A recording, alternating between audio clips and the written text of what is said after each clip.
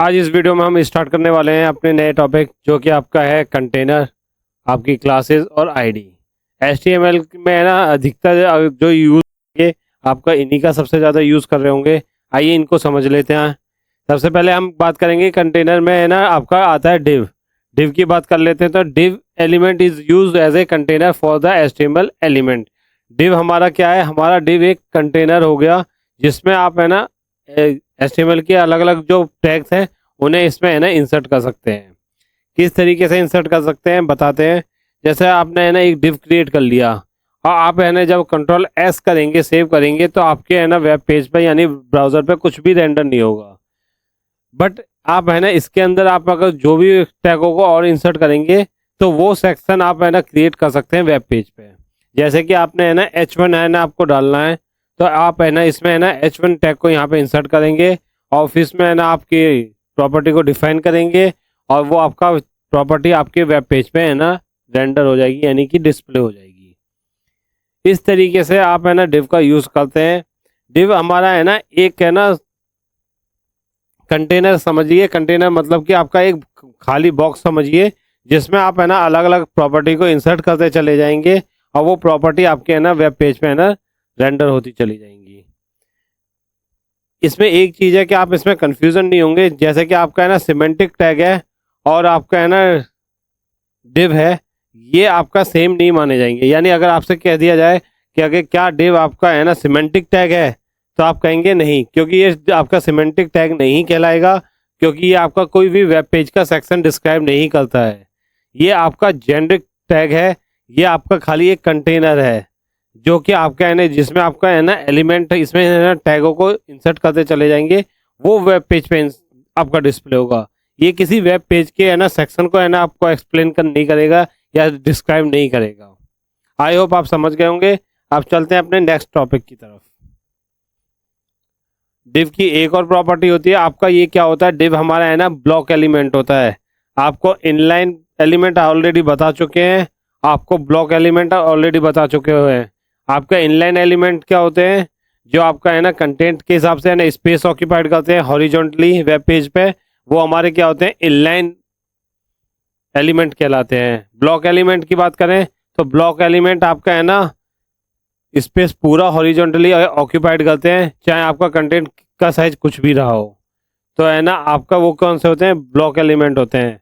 तो डिव हमारा क्या है, आपका ब्लॉक एलिमेंट है। अगर आपने वेब पेज पर अगर अपना डिव इंसर्ट कर रखा है और उसके बाद नेक्स्ट डिव अगर आप इसमें इंसर्ट करते हैं तो वो क्या होगा, वो नेक्स्ट लाइन से आपका इंसर्ट होगा, वो सेम लाइन पे है ना इंसर्ट नहीं होगा। आई होप आप समझ गए होंगे आपका ब्लॉक एलिमेंट और इनलाइन एलिमेंट क्या होता है। अब चलते हैं नेक्स्ट प्रॉपर्टी की तरफ। नेक्स्ट प्रॉपर्टी आपकी है HTML क्लासेस के बारे में जान लेते हैं। HTML क्लासेस हमारे क्या होते हैं। HTML क्लासेस आपका अधिकतर यूज़ करते हैं HTML क्लासेस को जब आप CSS की प्रॉपर्टी लगाते हैं अपने HTML पेज पे, तो आप है ना क्लासेस का सबसे ज़्यादा यूज़ करते हैं। क्लासेस हमारे क्या है, ये एक आर्टिब्यूट हो गया। यानी आपने है ना एक डिव बना लिया, डिव बनाने के बाद उसे एक क्लास दे दी, क्लास का नाम आपने कुछ भी दे दिया, आप कुछ भी उसमें नाम दे सकते हैं। आपने है ना उसमें जैसे कि आपने हेडर ही नाम दे दिया, आपने यहाँ पे हेडर करके आपने है ना क्लास एक दे दी। अब इसमें क्या है, आपने है ना इस कर्ली ब्रैकेट के बाद लगाने के बाद इसमें CSS प्रॉपर्टियों को इंसर्ट करते चले जाएंगे और जो भी आप CSS प्रॉपर्टी आप इसमें देंगे वो आपके है ना पर्टिकुलर डिव में जिसमें आपने ये क्लास दे रखी है उस पर जाके ये CSS प्रॉपर्टी इंसर्ट हो जाएंगी, यानी उस पर अटैच हो जाएंगी।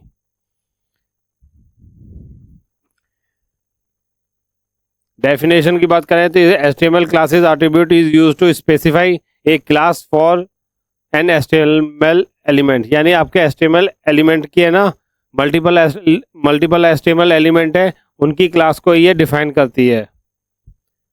Multiple HTML element can be share by the same classes.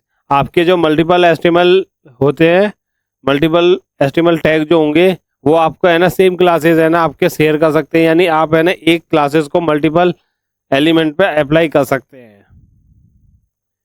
आपके नेक्स्ट पॉइंट की बात कर लें, वो आपका आ जाता है HTML आईडी की बात कर लेते हैं। HTML आईडी या एक एट्रीब्यूट का हम यूज़ करते हैं कि अगर आप पर्टिकुलर एलिमेंट को है ना सेलेक्ट करना चाहते हैं तो उसमें हम क्या करेंगे, उसको है ना आईडी देंगे। HTML ID attribute is used to specify the unique ID for the HTML element। यानी पर्टिकुलर एलिमेंट को अगर HTML एलिमेंट को आप सेलेक्ट करना चाहते हैं with the help of ID, तो आप है ना उसे सेलेक्ट कर सकते हैं और अपनी जो भी CSS प्रॉपर्टी है या फिर आप जावास्क्रिप्ट में भी आप यूज़ करेंगे तो आप है ना उसको ID के थ्रू सेलेक्ट कर सकते हैं। नेक्स्ट पॉइंट की बात करें, you can't we have more than one element with the same ID in the HTML document. यानी कि आप क्या है कि एक से ज़्यादा ID है ना शेयर नहीं कर सकते। यानी आपने अगर पर्टिकुलर एक ID किसी को दे रखी है तो वो पर्टिकुलर ID आप है ना मल्टीपल टाइम्स है ना मल्टीपल टैग्स को नहीं दे सकते हैं, नहीं तो आपका क्या आएगा, एक एरर शो हो जाएगा आपका कंसोल पे। यानी वो पेज है ना आपको रेंडर ही नहीं करेगा। आई होप आप समझ गए होंगे कि आपका ID क्या होता है।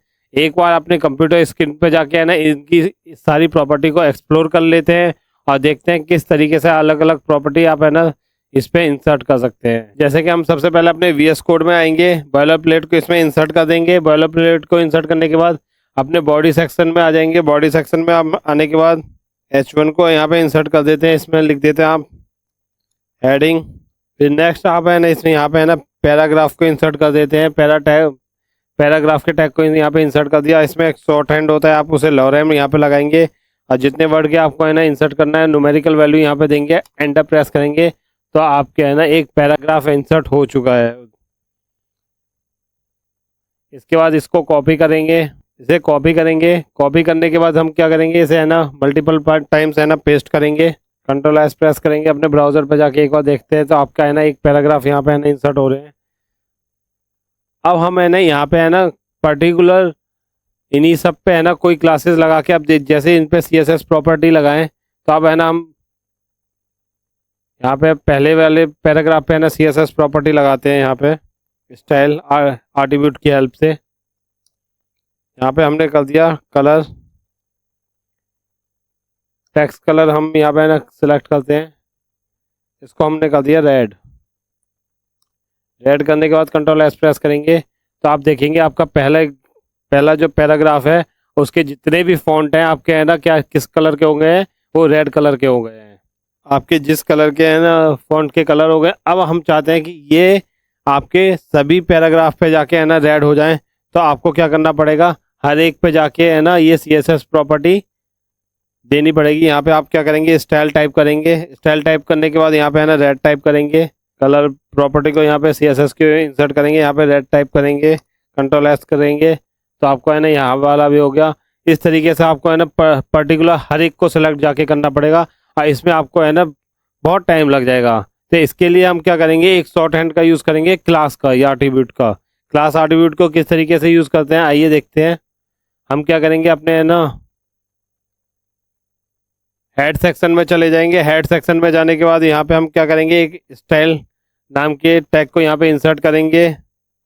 टैग को इंसर्ट करने के बाद इसमें क्या करेंगे, अपनी क्लास को डिफाइन कर लेंगे। क्लास को डिफाइन करने के लिए क्या होता है, आप डॉट का यूज़ करते हैं तो यहाँ पे हम है ना डॉट लगाएंगे। यहाँ पे हम अपनी क्लास कोई भी नाम दे देंगे, जैसे कि हमने दे दिया फॉन्ट कलर नाम से हमने ये इसे है ना नाम दे दिया। अपने कर्ली ब्रैकेट को यहाँ पे इंसर्ट कर दिया। यहाँ पे क्या करेंगे, अब अपना कलर डिफाइन करेंगे। कलर प्रॉपर्टी को यहाँ पे इंसर्ट करेंगे जिसमें हमने दे दिया रेड। कंट्रोल+S प्रेस करेंगे। इसके बाद क्या करेंगे कि अपनी जितनी भी टैग को है ना देनी है यहाँ से हम ये से हटा देंगे, हमें कुछ नहीं करना है। अब अपने टैग में जाके यहाँ पे क्या करना है कि क्लास फॉन्ट कलर आपको यहाँ पे देना है। कंट्रोल+S प्रेस करेंगे तो आपका ये सेक्शन क्या हो गया, रेड हो गया। जिस भी सेक्शन पे जाके आप क्लास लगाना चाहते हैं फॉन्ट कलर लगाएंगे, आप उस देखेंगे आपका वो पर्टिकुलर पैराग्राफ है ना रेड हो गया।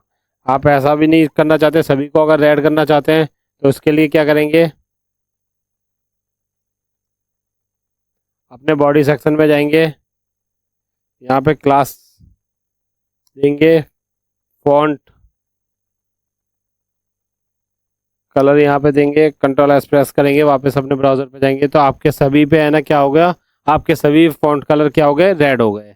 इस तरीके से आप क्लास प्रॉपर्टी का यूज़ कर सकते हैं। अब चलते हैं अपनी नेक्स्ट प्रॉपर्टी जो कि आपकी क्या होती है, हेडिंग। अब चलते हैं नेक्स्ट प्रॉपर्टी जो कि आपकी होती है डिव। डिव को हमने यहाँ पे अभी एक्सप्लेन नहीं करा। हम क्या करते हैं कि है ना इस सबको है ना एक डिव में है ना कर देते हैं। डिव को यहाँ पे है ना कंटेनर की तरह यूज करते हैं। यहाँ पे डिव को हमने इंसर्ट कर दिया। इन सभी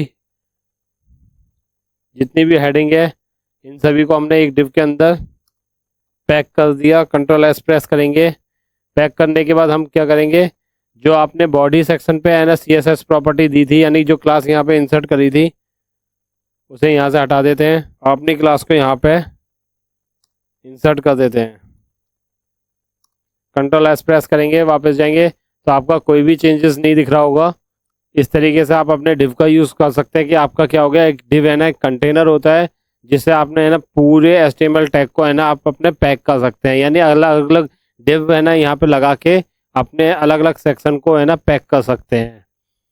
अब बात कर लेते हैं आपकी आईडी की, कि आईडी का किस तरीके से आप यूज़ कर सकते हैं। तो अब मैं चाहता हूँ कि पर्टिकुलर पैराग्राफ पे हम आईडी लगा दें, जैसे कि मैंने इस पैराग्राफ पे आईडी लगाता हूँ। यहाँ पे हम आईडी है ना एट्रीब्यूट को इंसर्ट करेंगे और इसको आईडी दे देते हैं, जैसे कि हमने दे दिया ग्रीन आईडी इसको दे दी। अब मैं इसके कलर को ग्रीन करना चाहता हूँ, तो हम क्या करेंगे, अपने है ना स्टाइल वाले टैग में जाएंगे जो हेड सेक्शन में है। इसमें आईडी को सिलेक्ट करने के लिए हैश का यूज़ करते हैं और यहाँ पे हम ग्रीन टाइप करेंगे। ग्रीन टाइप करने के बाद अपने कर्ली ब्रैकेट को लगाएंगे। कर्ली ब्रैकेट को लगाने के बाद यहाँ पे कलर टाइप करेंगे। कलर टाइप करने के बाद यहाँ पे हम है ना ग्रीन सेलेक्ट कर लेंगे। ग्रीन सेलेक्ट कर लेंगे, कंट्रोल एस प्रेस करेंगे, वापस अपने ब्राउज़र पे जाएंगे तो आप देखेंगे पर्टिकुलर जो आपका पैराग्राफ है वो आपका ग्रीन हो चुका है, बाकी के आपके क्या फॉन्ट कलर क्या है, रेड है। तो with the help of ID आप पर्टिकुलर पैराग्राफ को है ना सेलेक्ट कर सकते हैं। बट आपका एक चीज़ ध्यान रखेंगे कि एक आईडी को मल्टीपल बार है ना टाइम्स है ना हम यूज़ नहीं कर सकते, इसका है ना हमें ध्यान देना पड़ेगा। आप कंसोल पे आपका कोई भी एरर नहीं है, मगर आप है ना इसे आईडी को है ना अगर किसी और पैराग्राफ पे इंसर्ट करते हैं, जैसे यहाँ पे हमने आईडी लगाएंगे, इस पर हम है ना ग्रीन ही टाइप करेंगे, कंट्रोल एस प्रेस करेंगे, वापस अपने ब्राउज़र पे जाएंगे और आप अपने है ना आईडी को समझ गए होंगे कि आईडी किस तरीके से दे सकते हैं।